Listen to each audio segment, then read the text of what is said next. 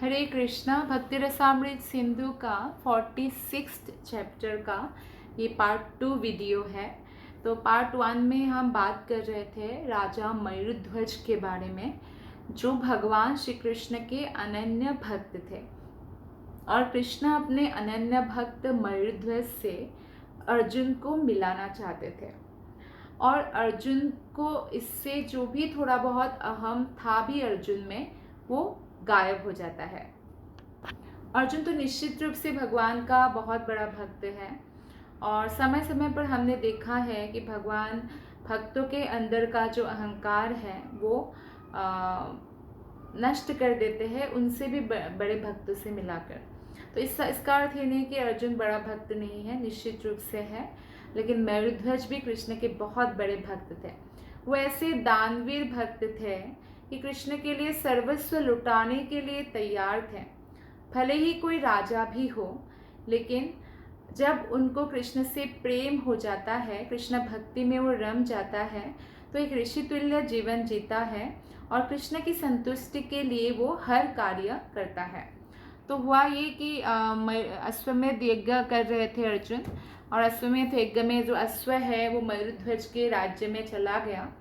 तो मयूरध्वज के साथ फिर युद्ध होता है अर्जुन का, और अर्जुन हार जाते हैं।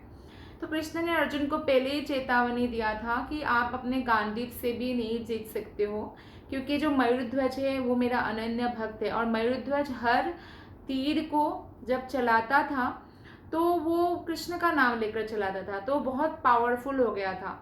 तो कृष्ण ने कहा, अरे नहीं, मैं भी कुछ नहीं कर सकता हूँ अर्जुन। तो हार जाते हैं अर्जुन।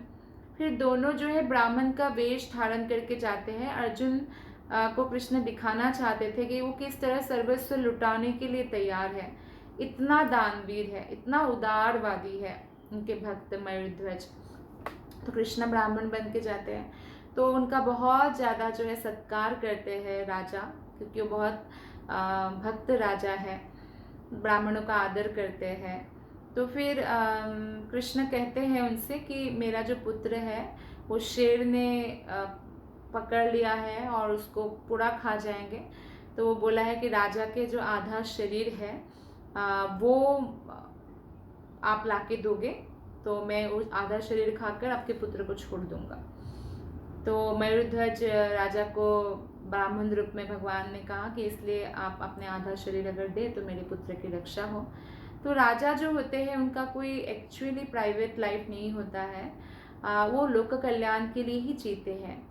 ऐसा नहीं कि कलयुग के जो बड़े बड़े लीडर हैं जो भक्ति में नहीं हैं और वो बहुत सारे प्रजाओं का शोषण भी करते हैं, या धन इकट्ठा करने के लिए भी कई लोग नेताएं बनते हैं, लेकिन राजा राम भी ऐसे नहीं थे। और साधारण एक धोबी ने कुछ कह दिया जिसके कारण अपने परम प्रिय पत्नी से भी वो विरह सहन करते रहे।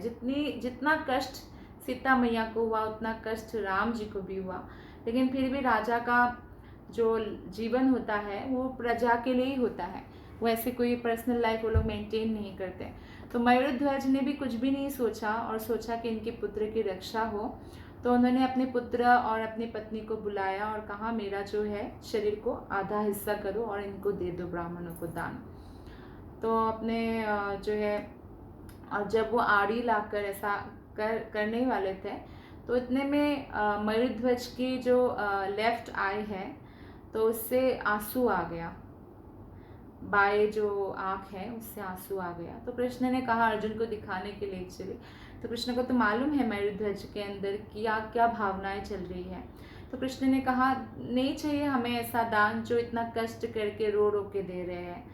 तो राजा कह रहे, नहीं नहीं, मैं रो रो के नहीं दे रहा हूँ, एक्चुअली मेरा जो अगर मैं दुखी होता तो मेरी दोनों आंखें रोती, लेकिन अभी मेरी एक ही आंखें रो रही है। इसका मतलब है कि राइट वाला पार्ट तो बहुत खुश है क्योंकि वो दान में चला जाएगा, उसका उपयोग होगा अच्छा आपकी सेवा में, लेकिन लेफ्ट वाला जो शरीर है वो रो रहा है ये सोचकर कि ये तो बेकार हो जाएगा, कौवे और कुत्ते खाएंगे, इससे अच्छा अगर मैं पूरा पूरा शरीर दान दे सकता तो अच्छा होता।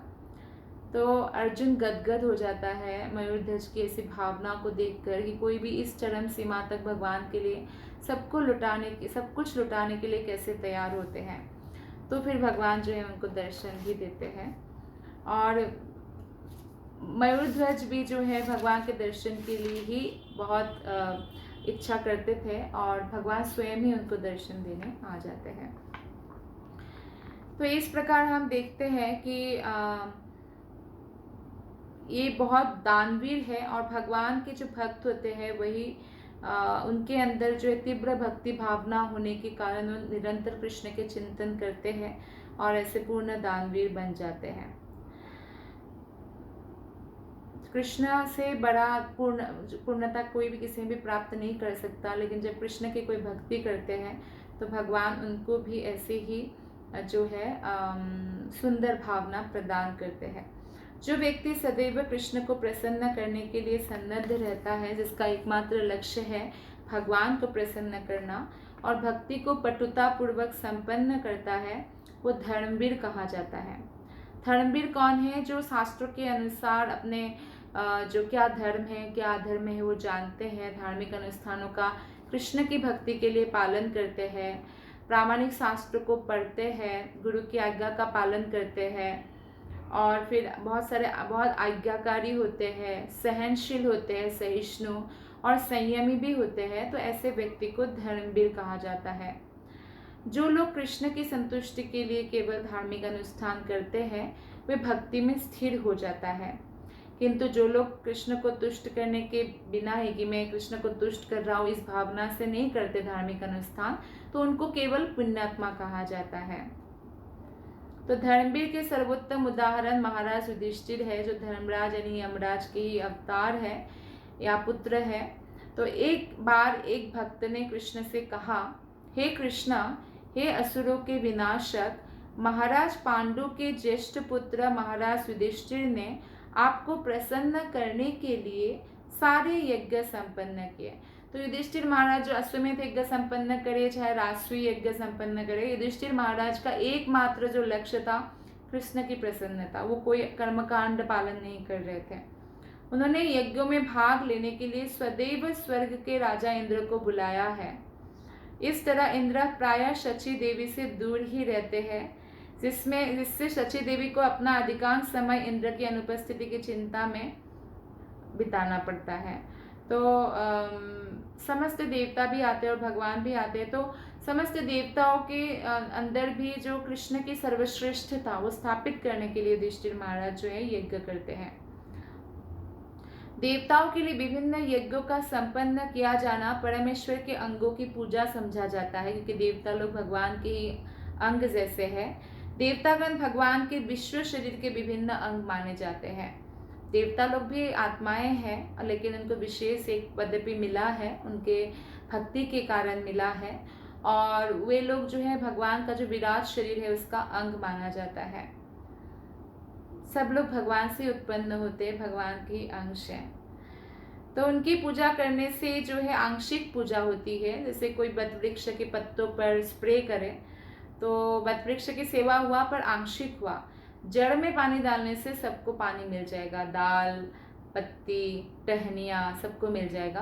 तो इस तरह से कृष्ण जड़ है और हमें कृष्ण की आराधना करनी चाहिए। महाराज युधिष्ठिर की कोई भी भौतिक इच्छा नहीं थी। उन्होंने केवल कृष्ण के आदेश पालन करने के लिए, कृष्ण की प्रसन्नता के लिए सारे यज्ञ संपन्न किए। इससे उनको कोई व्यक्तिगत लाभ की इच्छा नहीं थी। तो इसीलिए उनको पांडवों को सर्वोत्तम भक्त कहा गया है, क्योंकि वो हमेशा भगवान के प्रेम भक्ति सागर में तल्लीन रहते हैं। बहुत बहुत धन्यवाद। हरे कृष्ण।